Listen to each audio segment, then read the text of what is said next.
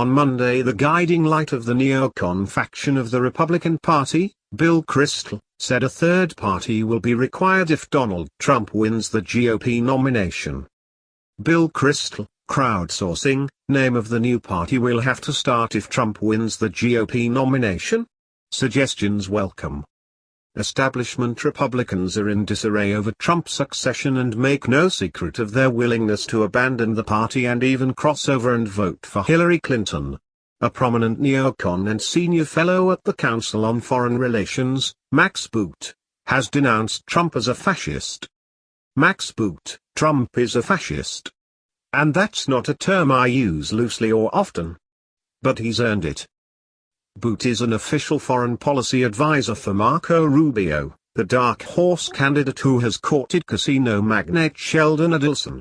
Adelson has spent hundreds of millions of dollars to influence the outcome of elections. Rubio looks, walks, and quacks like a dyed-in-the-wool neocon, writes the quasi-libertarian organization, Cato. Jeff Greenfield, writing for Politico, notes the most vociferous Trump opponents hail from the neocon wing of the party. He believes Trump running as a Republican could well face a third-party run, from the Republicans themselves. If you want to see the most sulphurous assaults on Trump, don't look to the editorial pages of the New York Times or the comments of MSNBC personalities. Look instead to the most prominent media voices in the conservative world, National Review, The Weekly Standard, Commentary and the columns of George Will and others.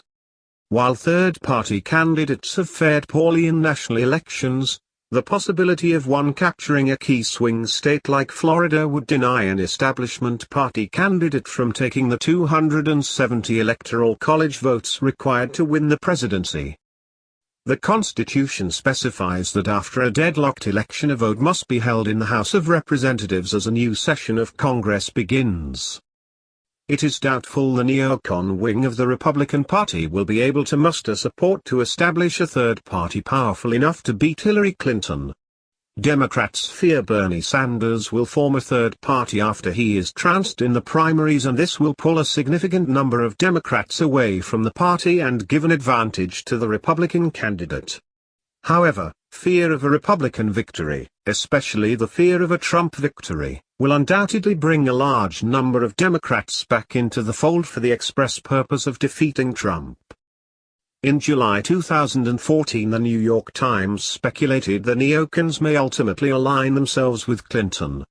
Boot remarked it is clear that in administration councils she was a principled voice for a strong stand on controversial issues, whether supporting the Afghan surge or the intervention in Libya. In November, Kentucky Senator and Republican candidate Rand Paul characterized Clinton as a neocon.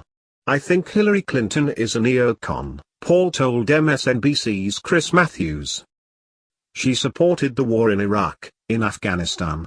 If Hillary Clinton is president, we will be back at war in the Middle East. This is precisely what the establishment neocons hope for, a continuation of war in the Middle East and a revival of the Bush doctrine.